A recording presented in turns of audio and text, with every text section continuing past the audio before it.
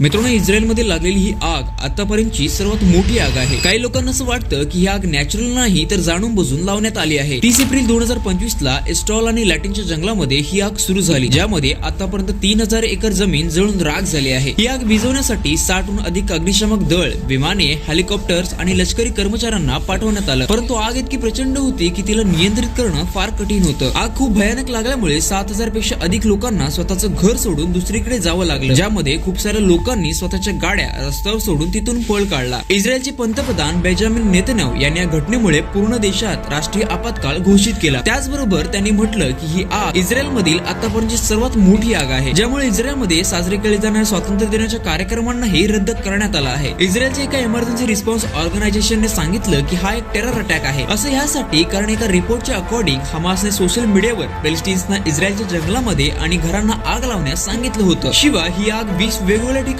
लागली होती, जे की नॅचरली होणं तर शक्य नाही. या संबंधित एका संशयित व्यक्तीला अटक करण्यात आला आहे.